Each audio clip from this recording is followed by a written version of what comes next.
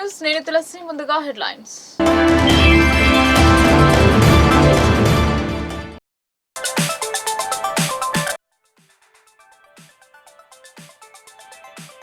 నష్టపరిహారం అందించాలని జాతీయ రహదారిని దిగ్బంధించిన రైతులు.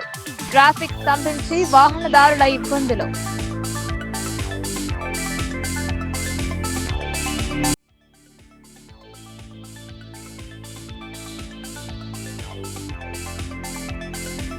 నవంబర్లో మొదలు కానున్న భీమ్గల్ లక్ష్మీ నరసింహస్వామి బ్రహ్మోత్సవాలు. బాల్కొండ ఎమ్మెల్యేలు ఆహ్వానించిన ఆలయ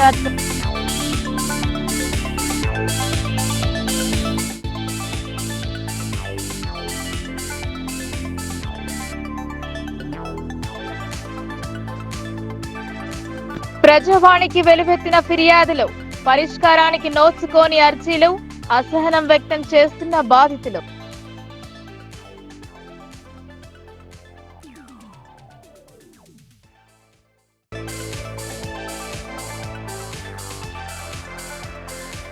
కాంగ్రెస్ సంస్థాగత ఎన్నికల కోసం ఏర్పాట్లు. జిల్లా నగర అధ్యక్షుల పోటీకి దరఖాస్తులు.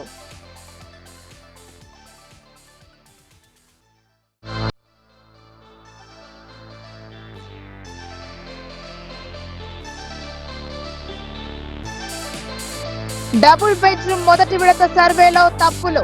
రెండో విడత సర్వే జరిపిన అర్హులకు మంజూరు కాని గృహాలు.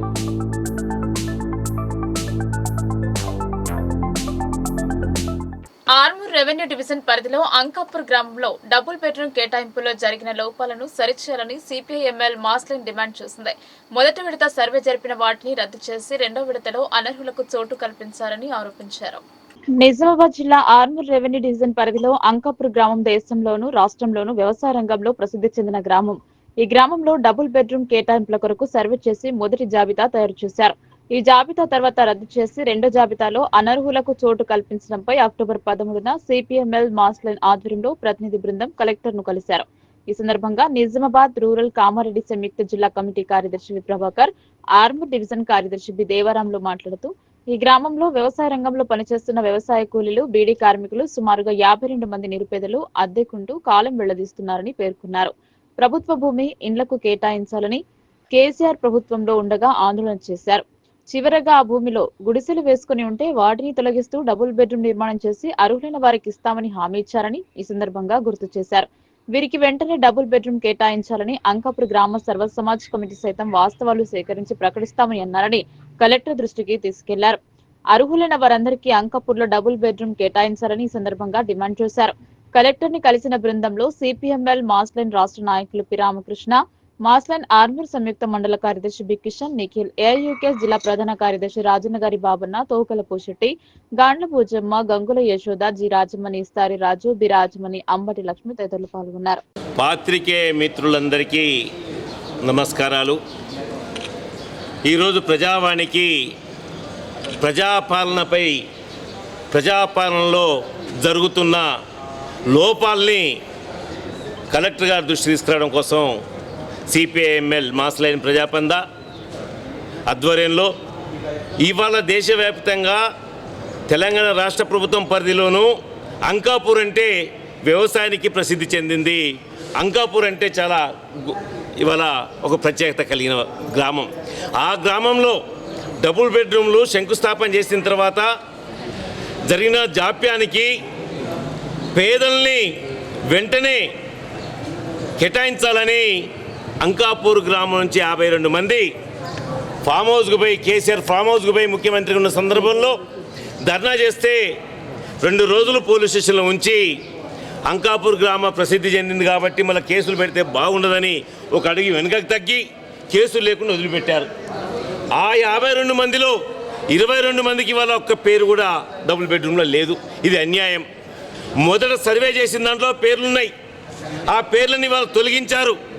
తొలగించిన తర్వాత ఏదైతే రెండో దఫా లిస్టులో దరఖాస్తులు కూడా చేసుకోలేదు, మాకు డబుల్ బెడ్రూమ్ కావాలని. అలాంటి 3గురికి ఇచ్చారు. ప్రభుత్వ ఉద్యోగులకు ఇచ్చారు. మరి వీళ్ళు ఏం పాపం చేశారు అంటే కేసీఆర్ని విమర్శించినందుక, లేదా కేసీఆర్ ఇంటి ముందు పోయి ధర్నా చేసినందుక ఈ 22 మందికి ఇవ్వలేదు. అందుకని ప్రజాపాలన అంటే ఇవాళ నిష్పక్షపాతంగా సర్వే చేసి ఇవ్వాలి, కానీ ప్రజాపాలనలో లోపాలు జరగకుండా ఉండాలని చెప్పేసి మేము కోరుకుంటుంది. ఈ లోపాలని సరిచేయాలి, వీళ్ళందరికీ తిరిగి లిస్టులో చేర్చి ఇవ్వమని కూడా కోరుతాం. అట్లాగే నిన్న వీడీసీ వాళ్ళు కూడా మాతో చర్చకు వచ్చారు. వీడీసీ మా గ్రామంకున్న మంచి పేరు పోతుంది, మేము కూడా సర్వే చేస్తాం, సెక్రటరీ గారిని లిస్ట్ అడిగినాం, మేము దీంట్లో ఏమైనా లోపాలు జరిగితే సరి చేయడానికి కూడా మేము ప్రయత్నం చేస్తామని కూడా వీడీసీ మాతో ఏదైతే సర్వ సమాజ్ ఉందో ఆ సర్వ సమాజ్ కూడా మాతో చెప్పింది. ఇక్కడ వాళ్ళకు కూడా అభినందనలు తెలియజేస్తున్నాం.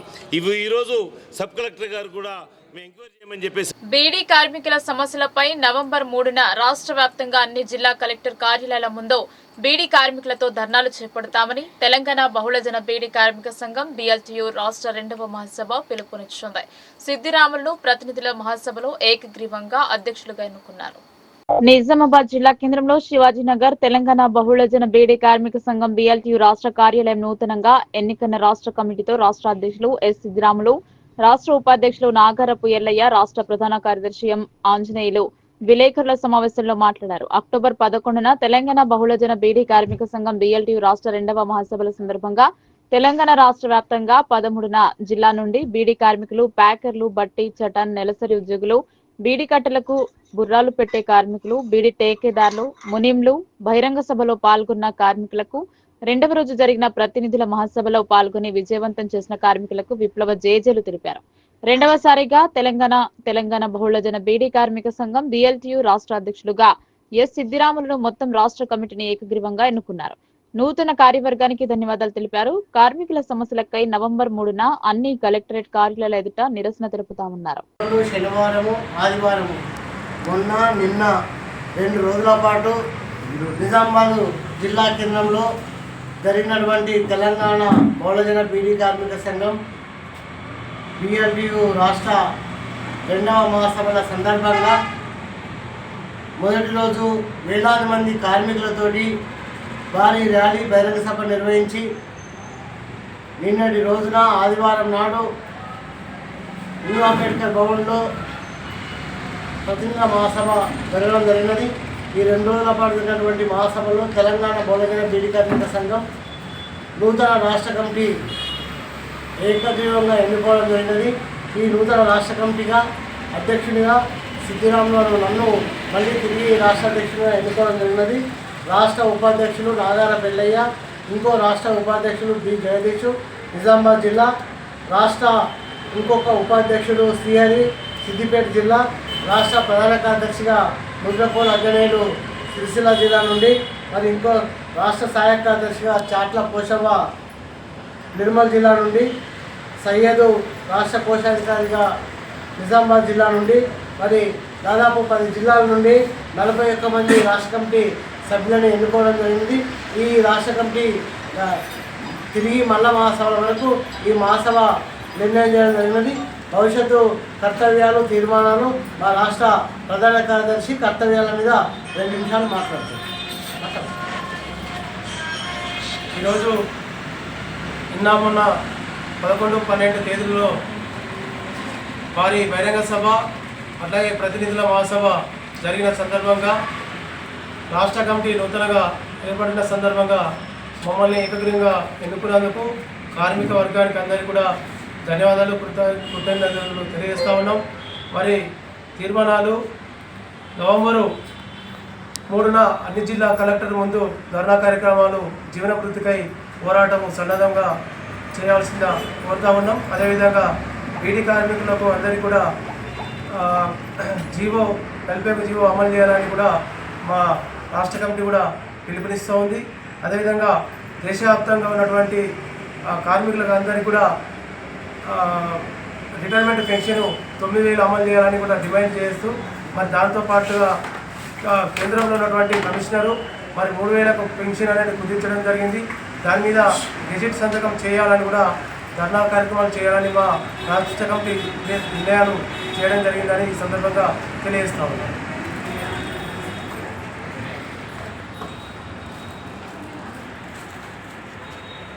ఇప్పుడు 11-12 బహుళజన బీడీ కార్మిక సంఘం BLTU ఆధ్వర్యంలో మహాసభ ద్వితీయ మహాసభ నిర్ణయించుకోవడం జరిగింది. 2 రోజుల పాటు పెద్ద ఎత్తున కార్మికులకు చేయడం జరిగింది.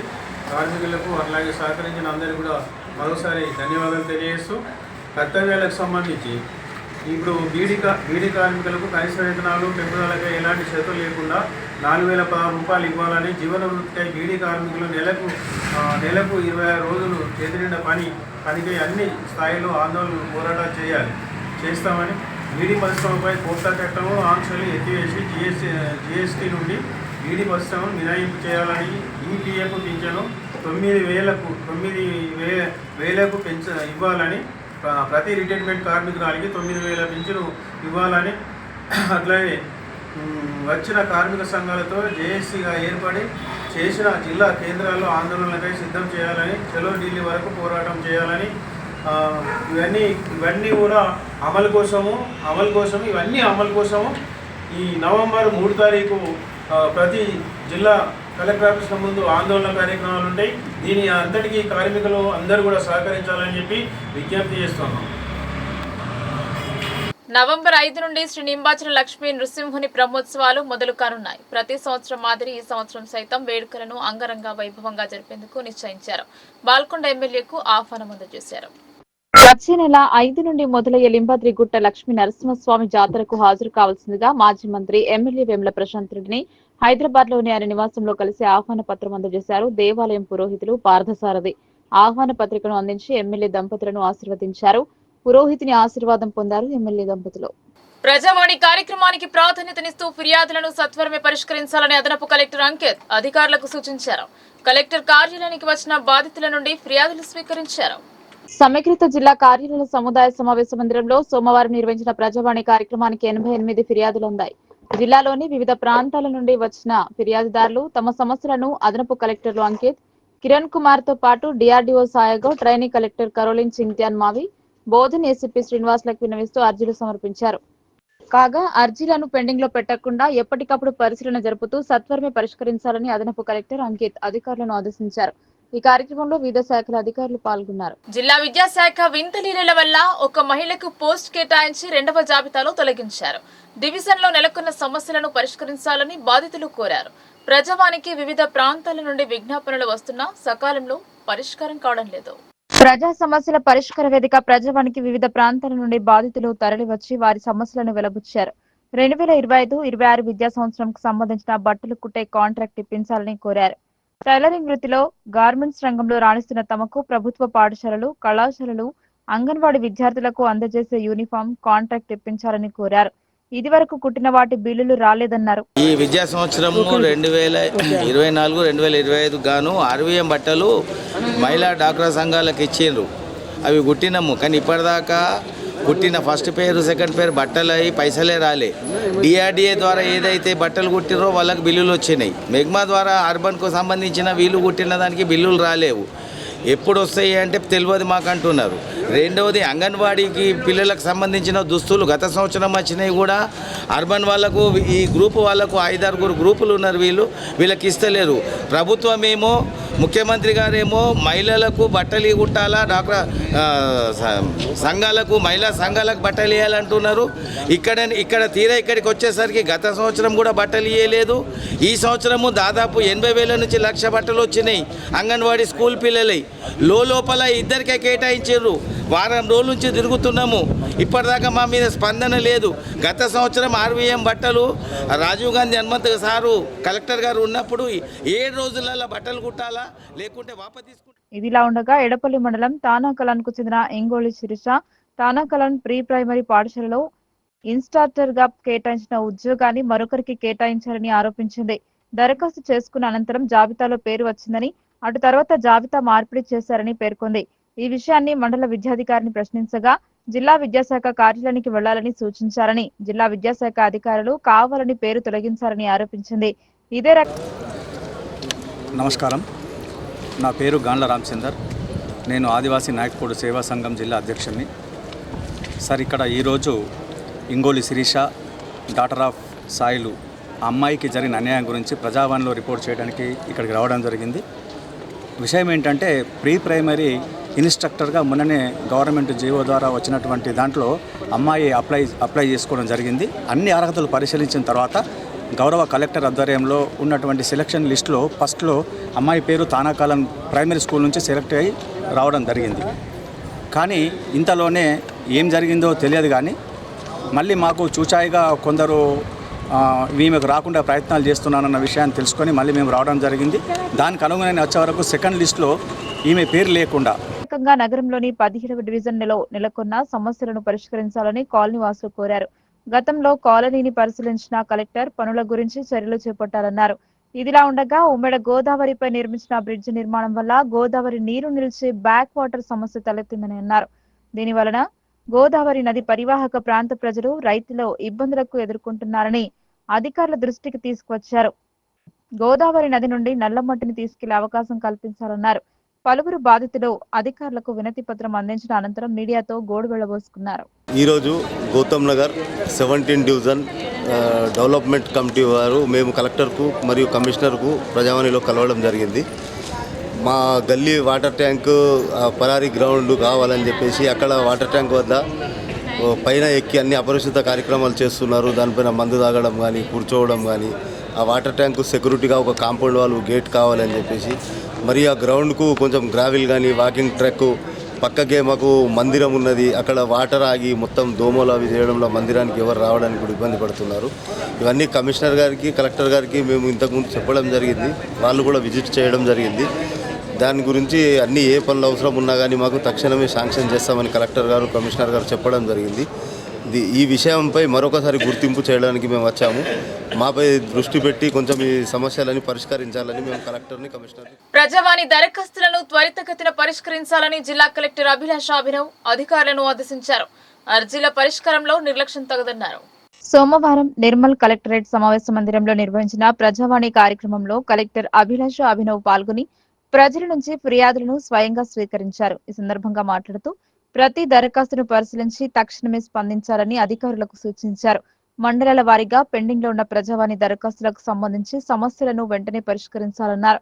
ప్రజల సమస్యలను సంబంధిత శాఖలు సమన్వయంతో పరిష్కరించేలా పనిచేయాలని సూచించారు. ప్రజావాణి కార్యక్రమం అనంతరం అధికారులతో కలెక్టర్ మాట్లాడుతూ ఇందిరమ్మ ఇండ్ల నిర్మాణాలను ఎప్పటికప్పుడు పూర్తి చేస్తూ ఉండాలని చెప్పారు. అన్ని ప్రభుత్వ విద్యా సంస్థలో ఫేషియల్ రికగ్నైజేషన్ హాజరు పకడ్బందీగా అమలయ్యేలా చర్యలు తీసుకోవాలన్నారు. ప్రతిరోజు విద్యా సంస్థలో 100% ఉపాధ్యాయులు విద్యార్థుల హాజరు ఉండేలా చర్యలు తీసుకోవాలన్నారు. ప్రత్యేక అధికారులందరూ ప్రభుత్వ విద్యా సంస్థలను నిరంతరం తనిఖీ చేస్తూ ఉండాలని చెప్పారు. ఈ ప్రజావాణి కార్యక్రమంలో అదనపు కలెక్టర్లు ఫైజాన్ అహ్మద్, కిషోర్ కుమార్, ఆర్డీఓ రత్న కళ్యాణి, వివిధ శాఖల అధికారులు తదితరులు పాల్గొన్నారు. గోదావరి వరద ముంపుకు గురైన పంటలకు నష్టపరిహారం చెల్లించాలని డిమాండ్ చేస్తూ రైతులు రోడ్డెక్కారు. రోడ్డుపై బైఠాయించి ధర్నా చేపట్టారు. పరిశీలన చేసిన అధికారులు నష్టపరిహారం అందించడం లేదని ఆగ్రహించారు. నవిపేట్ మండలం ఎంచ వద్ద జాతీయ రహదారిని రైతులు దిగ్బంధించారు. నవిపేట్ మండలం ఎంచ గ్రామం వద్ద 9 గ్రామాల రైతులు మహాధర్నా నిర్వహించి నిరసన తెలిపారు. బాసర జాతీయ రహదారిపై బైఠాయించి రాస్తారోకో నిర్వహించారు. రైతుల నిరసనలతో రహదారిపై కిలోమీటర్ల పొడవునా వాహనాలు నిలిచిపోయాయి. ఇటీవల గోదావరి పరివాహక ప్రాంతాల్లో పంట పొలాలు పూర్తిగా నీట మునిగి కుళ్లిపోయాయి. దాదాపు మండల వ్యాప్తంగా 9 గ్రామాల్లో 2 నుండి 3 వేల ఎకరాల పంటలకి నష్టం వాటిల్లింది. ఒకసారి వరద నీట మునిగిన పంట తిరిగి 15 రోజుల క్రితం మరలా మునగడంతో రైతుల పరిస్థితి ఆగమ్య గోచరంగా తయారైంది. పంట నష్టం వివరాలు పంపి నెల రోజులు గడుస్తున్నా అధికారులు ప్రభుత్వం నుండి ఎటువంటి సమాధానం రాకపోవడంతో రైతుల్లో అసహనం పెరుగుతోంది. దీంతో రైతులు మహాధర్నా కార్యక్రమాన్ని చేపట్టారు. అన్నదాతలు చేపట్టిన ధర్నాకు టీఆర్ఎస్, బీజేపీ నాయకులు హాజరై సంఘీభావం తెలిపారు. ఈ సందర్భంగా రైతు లాలు మాట్లాడుతూ అధికారులు ప్రభుత్వం రైతుల పట్ల నిర్లక్ష్యంగా వ్యవహరిస్తున్నారని మండిపడ్డారు. పంట నష్టం వాటిల్లి నెల రోజులు కావస్తున్నా కనీసం నష్టపరిహారంపై వివరణ ఇవ్వకపోవడం ప్రభుత్వ చేతగానితనానికి నిదర్శనమన్నారు. పంట నష్టంతో రైతుల నడ్డి విరిగిందని, పొలాల్లో ఇసుక మట్టి మేటలు వేసుకుపోయాయని, ఎకరానికి 50,000 నష్టపరిహారం ఇవ్వాల్సిందే అని డిమాండ్ చేశారు. బోధన్ శాసనసభ్యులు సుదర్శన్ రెడ్డి, ఎంపీ అరవింద్ తమకు న్యాయం చేయాలని డిమాండ్ చేశారు. రైతులను ఏడిపించిన ప్రభుత్వాలకు పుట్టగతులు ఉండవని అన్నారు. అనంతరం అక్కడికి చేరుకున్న తహసీల్దార్ వెంకటరమణ రైతులతో చర్చలు జరిపి ఉన్నతాధికారుల దృష్టికి సమస్యను తీసుకెళ్తామని హామీ ఇచ్చారు.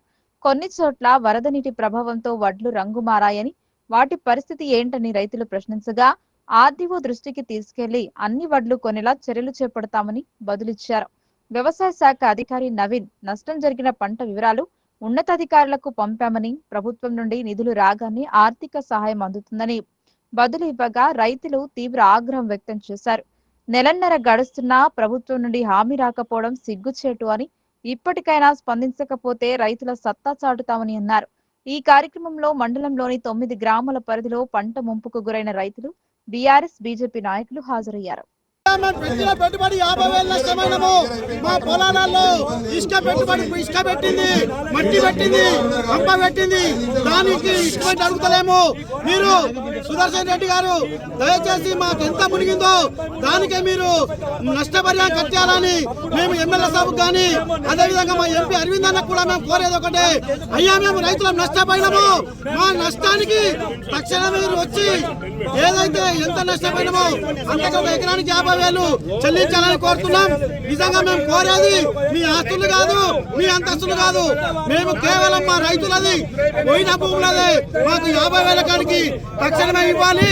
ప్రభుత్వము నిధుల పోయిన ప్రభుత్వము ఎంబట లేచి ఈ రైతులను ఆదుకోవాలి. రైతులు ఆదుకోకపోతే మీకు మా ఉదురు తగులుతాని ప్రభుత్వకు తెలియజేస్తున్నాం. ఏదైతే ఇప్పుడు ఇంతకుముందు ఏఓ గారు చెప్పడం జరిగింది, ఏదైతే ఇంతకుముందు జరిగిన మనకు ఆగస్టు మంత్లో కానీ దాని తర్వాత కానీ జరిగినటువంటి ఏదైతే మనకు వరద రావడం వల్ల రైతులు ఈ ప్రాంతంలోని రైతులందరూ చాలా మట్టుకు నష్టపోవడం జరిగింది. అది మనం ఏఓ ద్వారా మనం సర్వే చేయించి గవర్నమెంట్కి నివేదించడం జరిగింది. అది ఇంతకుముందే నేను ఆడియో గారితో మాట్లాడాను.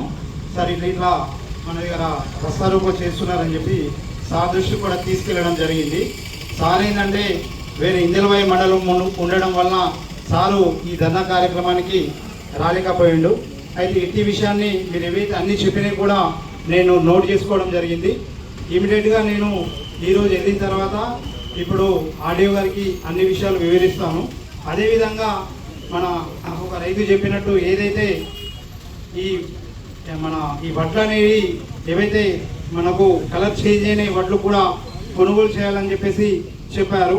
అయితే మాకు ఇప్పుడు ఆల్రెడీ 230కి ఈ ప్యాడీ పర్చేస్ ప్రొక్యూర్మెంట్ సెంటర్ల పైన మా అందరికీ అంటే మండల స్థాయి అధికారులందరికీ కూడా వీసీ ఉంది. ఖచ్చితంగా ఈ విషయాన్ని జిల్లా కలెక్టర్ గారికి తీసుకెళ్ళి ఖచ్చితంగా సార్ ఇక్కడ ప్రాంతంలో రైతులు చాలా నష్టపోయారు, ఖచ్చితంగా కొనాలని చెప్పేసి మా తరఫున జిల్లా కలెక్టర్ గారికి మేము చెప్పడం జరుగుతుంది. కాబట్టి రైతులందరూ కూడా సమయం పాటించండి. ఇట్టి విషయాన్ని నేను ఆర్డీఓ గారికి మరియు జిల్లా కలెక్టర్ గారికి దృష్టికి తీసుకెళ్ళి ఇట్టి సమస్య పరిష్కారానికి మేమందరం కూడా అధికారులందరం కూడా కృషి చేస్తామని చెప్పేసి సభాముఖంగా తెలియజేస్తూ ఈ అవకాశం ఇచ్చిన రైతు నాయకులకు అదేవిధంగా ఈ గ్రామాల నుంచి విచ్చేసినటువంటి రైతులందరికీ మరోసారి నమస్కారం తెలియజేస్తూ హోరాహోరీ ఎన్నికల్లో నిర్మల్ జిల్లా ఆర్యవైశ్య సంఘం అధ్యక్షుడిగా ఆమెడ శ్రీధర్ ఘన విజయం సాధించారు. ఆర్యవైశ్య సంఘం ఎన్నికలు ఉత్కంఠను రేపాయి. నిర్మల్ పట్టణంలోని శ్రీ వాసవి కన్యకా పరమేశ్వరి ఆలయంలో ఆర్యవైశ్యులు సమావేశాన్ని ఏర్పాటు చేసి ఎన్నికలు నిర్వహించి ఆమెడ శ్రీధర్ ను అధ్యక్షుడిగా ఎన్నుకున్నారు. అనంతరం ఆమెడ శ్రీధర్ మాట్లాడుతూ తమపై నమ్మకంతో ఈసారి అధ్యక్షులుగా ఎన్నుకున్న ప్రతి ఒక్కరికి ఎంతో రుణపడి ఉంటారని తెలిపారు. అందరి పరస్పర సహకారంతో ఆర్యవైశ్య సంఘాన్ని మరింత అభివృద్ధి చేస్తానని హామీ ఇచ్చారు. ఆర్యవైశ్య కుల అభివృద్ధి కోసం సమగ్ర ప్రణాళికతో ముందుకు వెళ్తామని, రాష్ట్రంలో ప్రతి జిల్లా స్థాయిలో కుల ఐక్యతను బలపరుస్తామని, యువతకు ఉపాధి అవకాశాలు, విద్యా ప్రోత్సాహం కోసం ప్రత్యేక కార్యక్రమాలు చేపడతామని పేర్కొన్నారు. జై జై వాసవి నిర్మల్ పట్టణ ఆర్యవైశ్య సంఘం అధ్యక్షులుగా నన్ను ఎన్నుకున్న నా వైశ్య సోదరులందరికీ నా నమస్సుమాంజలి. ఈ ఎలక్షన్స్తో నాకు బాధ్యత ఎంతో పెరిగింది. మన వైశ్య కుటుంబానికి ఎల్లవేళలా అందరికీ అందుబాటులో ఉంటూ మీకు ఏ కష్టం వచ్చినా నేను తీర్చడానికి ముంగడికి వచ్చినాను. కాబట్టి సంఘము అన్నది ఒక బాధ్యతమైన వృత్తి.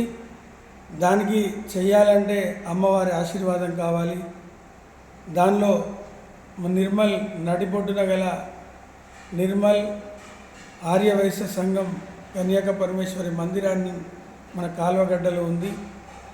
దానికి ఎన్నుకున్నారు కాబట్టి దానిలో అమ్మవారి టెంపుల్ ఎంతో ప్రాముఖ్యత గలది. మన వైశ్యులందరం కూడా ఏకమై దానిలో ప్రతి కార్యక్రమం నిర్వహించుకొని మన సమాజాన్ని ఇంకా అభివృద్ధి చేసుకోవాలి. అలాగే దానిలో ఎంత పవర్ ఉందంటే, ఒక ఇష్యూలో నేను ఈ పని చేస్తానని చెప్తే ఆ ఉత్సవాలకు నీకు ఇంటికాడ సూతకం వచ్చేది ఉంది కాబట్టి బాధ్యతను వేరే వాళ్ళకి అప్పచెప్పాలని చెప్పి అమ్మవారి కోరికకు ఆ ఉత్సవాలను నేను నిర్వహించకపోవడం జరిగింది. తర్వాత ఎలక్షన్స్ డిక్లేర్ అయినాయి. ఆ ఎలక్షన్స్లో నాపై ఎన్నో అభియోగాలు వచ్చినాయి. అయినా కానీ అందరూ నా వైశ్య సోదరులే. నాకు ఎలాంటి అపోహ కానీ మీ ఎవరి మీద కూడా ఎలాంటి కోపము ద్వేషాలనే ఉండద్దు. సంఘం ఎలక్షన్స్ మందమే మన గురించి ఉండాలి. తర్వాత మరి ప్రతి ఒక్కరం ఐకమత్యంతో వెళ్ళి మనము అన్ని కార్యక్రమాలు నిర్వహించుకోవాలి. ఈ ఎలక్షన్ అనంతరము మన జిల్లా అధ్యక్షులు గాదే విలాస్ గారు వచ్చారు. వారి అధ్యక్షతన ఈసీని చాలా అద్భుతమైన ఎలక్షన్ నిర్వహించడం జరిగింది. పేరున ఈసీకి అలాగే నిర్వహించిన సిబ్బందికి నా నమస్సుమాంజలి తెలియజేస్తున్నాను. ఎందుకంటే పారదర్శకంగా చాలా అద్భుతంగా వారు ఎలాగైతే ఎలక్షన్స్ చేశారో అలాగే ఈ ఎలక్షన్స్ కూడా నిర్వహించి వాళ్ళు రిజల్ట్స్ అన్నవి ఇవ్వడం జరిగింది. దీనిలో వాళ్ళకు అందరికీ కూడా శిరస నేను అభినందిస్తున్నాను. అలాగే జిల్లా అధ్యక్షులు గాదే విలాస్ గారు అలాగే వారి కార్యవర్గము వచ్చి నాకు సర్టిఫికేట్ ఇచ్చి ఈ 2 సంవత్సరాల బాధ్యతను నాకు నిర్వహించాలని చెప్పి ఇవ్వడం జరిగింది. కాబట్టి వైశ్య సోదరులందరూ కూడా ఇలాగే జిల్లాలో ఏ సమస్య ఉన్న పట్టణంలో మీ ఆమెడ శ్రీధర్ మీ అందుబాటులో ఉంటాను. కాబట్టి మీరు ఏ టైంలో ఎప్పుడైనా మీరు దేని కొరకైనా నన్ను కలవాలని. బెస్ట్ అవైలబుల్ స్కీమ్ విద్యార్థుల పాలిట శాపంగా మారింది. ప్రభుత్వం నిధులు మంజూరు చేయకపోవడంతో స్కూల్స్ నడపడం గగనంగా మారిందని యాజమాన్యాలు తెలుపుతున్నాయి. ఈ పాఠశాలలకు ఎంపికైన విద్యార్థుల పరిస్థితి ఆగమ్య గోచరంగా మారింది. ప్రభుత్వం నిధులను విడుదల చేయాలని బాధిత విద్యార్థులు తల్లిదండ్రులు చేపట్టిన ధర్నాలో పీడీఎస్యూ జిల్లా ప్రధాన కార్యదర్శి డాక్టర్ కరక గణేష్ మాట్లాడుతూ తెలంగాణ రాష్ట్ర వ్యాప్తంగా పెండింగ్ లో ఉన్నటువంటి బెస్ట్ అవైలబుల్ స్కీమ్ 210 కోట్ల రూపాయల బకాయిలు విడుదల చేయాలని డిమాండ్ చేశారు.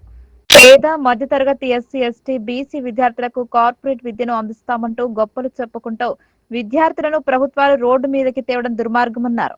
కుల సంఘాలకు మందిరాలకు ప్రజాప్రతినిధుల ప్రతినిధుల జీతాభత్యాలకు హంగు ఆర్భాటాలకు డబ్బులు ఉంటాయి కానీ పేద విద్యార్థులకు విద్యను అందించడానికి మాత్రం రాష్ట్ర ప్రభుత్వం దగ్గర డబ్బులు ఉండవా అని ప్రశ్నించారు.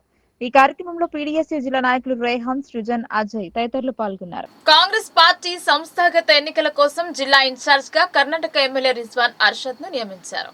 జిల్లా పరిధిలోని అన్ని నియోజకవర్గాలలో సమావేశాలు ఏర్పాటు చేసి జిల్లా కాంగ్రెస్, నగర కాంగ్రెస్ అధ్యక్షులుగా బరిలో నిలిచే వారి పేర్లను ఏఐసీసీకి పంపుతామని చెప్పారు. కాంగ్రెస్ పార్టీలో సంస్థాగత ఎన్నికల లొల్లి మొదలైంది. పార్టీ అధికారంలోకి వచ్చి 2 సంవత్సరాలు కావస్తుండటంతో ప్రస్తుతం ఉన్న అధ్యక్షుల స్థానంలో కొత్త వారిని నియమించే ప్రక్రియ చేపట్టారు. నిజామాబాద్ జిల్లాలో జిల్లా కాంగ్రెస్ పార్టీ మరియు నగర కాంగ్రెస్ పార్టీ అధ్యక్ష పదవి నియామక ప్రక్రియకు ఏఐసీసీ పరిశీలకులుగా కర్ణాటక ఎమ్మెల్యే రిజ్వాన్ అర్షద్ జిల్లాకు వచ్చారు. వారం రోజుల పాటు జిల్లాలో పర్యటించి వివరాలను సేకరించనున్నారు. నగరంలో ఏర్పాటు చేసిన మీడియా సమావేశంలో షెడ్యూల్ ప్రకటించారు. ఈ నెల 14న బోధన్ నియోజకవర్గంలో ఉదయం బ్లాక్ ఏ, మధ్యాహ్నం బ్లాక్ బి సమావేశం ఉంటుంది. అలాగే 15న ఆర్మూర్, 16 బాల్కొండ నియోజకవర్గం, 17న నిజామాబాద్ రూరల్ నియోజకవర్గం, 18 బోధన్ నియోజకవర్గం, అదేవిధంగా శనివారం సాయంత్రం బాన్స్వాడ నియోజకవర్గం బ్లాక్ బి సమావేశాలు నిర్వహించడం జరుగుతుందన్నారు. వారి అభిప్రాయాలను తెలుసుకుని ఏఐసీసీకి పంపడం జరుగుతుందని ఎమ్మెల్యే రిజ్వాన్ అర్షద్ తెలిపారు. ఈ మీడియా సమావేశంలో జిల్లాకు చెందిన ఎమ్మెల్యేలు సుదర్శన్ రెడ్డి, భూపతి రెడ్డి, పలువురు కాంగ్రెస్ నాయకులు పాల్గొన్నారు. के डायरेक्शन पर मैं निज़ामाबाद डिस्ट्रिक्ट ऑब्जर्वर बन के आया हूं और निज़ामाबाद डिस्ट्रिक्ट का कांग्रेस का प्रेसिडेंट और निज़ामाबाद अर्बन का कांग्रेस का प्रेसिडेंट का सिलेक्शन प्रोसेस एआईसीसी ने शुरू करवाया है. तेलंगाना के हर डिस्ट्रिक्ट में ऑब्जर्वर्स गए हैं। हम लोग सारे सीनियर लीडर्स का ओपिनियन दे रहे हैं। हर ब्लॉक में, हमारे डिस्ट्रिक्ट में तकरीबन 11 ब्लॉक हैं। 11 ब्लॉक में भी ब्लॉक लेवल कांग्रेस कमेटी का मीटिंग करेंगे।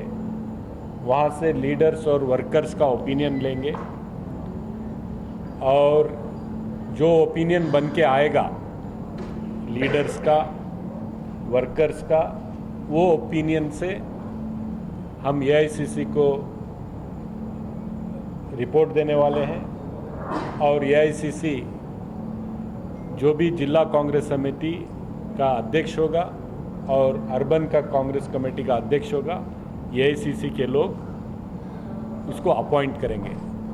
ये पहली बार कौन से ब्लॉक में हमारी मीटिंग्स हैं, तो एक टाइप्ड शेड्यूल आपको दिया जाएगा और प्रेस वालों से भी, मीडिया से भी, अगर आपका भी ओपिनियन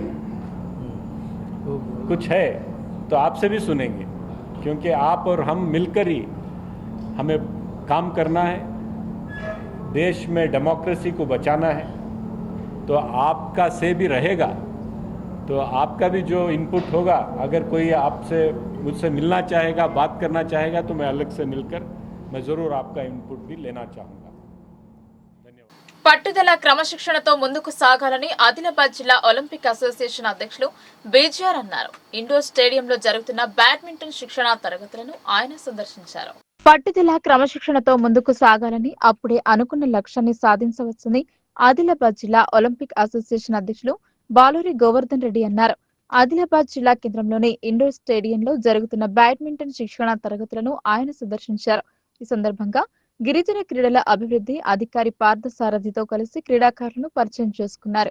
ఈ మేరకు గోవర్ధన్ రెడ్డి మాట్లాడుతూ ఈ నెల 16న మంచిర్యాలలో జరిగే ఉమ్మడి జిల్లా స్థాయి బ్యాడ్మింటన్ ఎంపిక పోటీల్లో క్రీడాకారులు తమ ప్రతిభను కనబరచాలని సూచించారు. క్రీడల్లో రాణించాలంటే శిక్షణా తరగతులను తీసుకోవాలని అన్నారు. ఈ కార్యక్రమంలో సాయి, కబీర్ దాస్ తదితరులు పాల్గొన్నారు. వార్తలు ముగించే ముందు హెడ్లైన్స్ మరోసారి.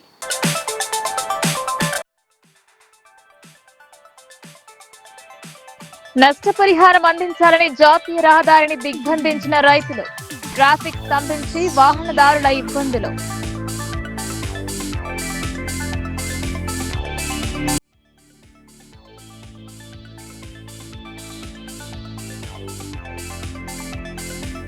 నవంబర్లో మొదలు కానున్న భీమ్గల్ లక్ష్మీ నరసింహస్వామి బ్రహ్మోత్సవాలు, బాల్కొండ ఎమ్మెల్యేను ఆహ్వానించిన ఆలయ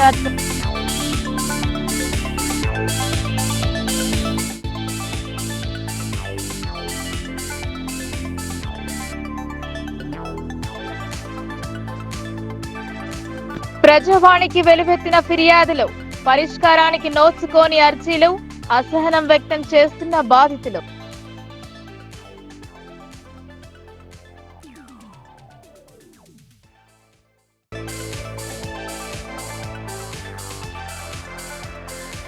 కాంగ్రెస్ సంస్థాగత ఎన్నికల కోసం ఏర్పాట్లు, జిల్లా నగర అధ్యక్షుల పోటీకి దరఖాస్తులు.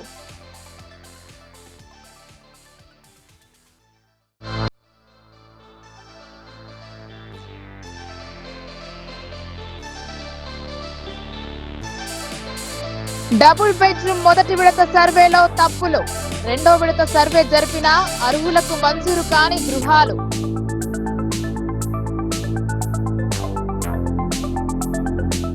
ఈ వార్తలు ఇంతటితో సమాప్తం. తిరిగి ప్రసారమయ్యే వార్తలు మళ్ళీ కలుద్దాం. అంతవరకు చూస్తూనే ఉండండి మీ లోకల్ న్యూస్, మన ఊరు మన వార్త.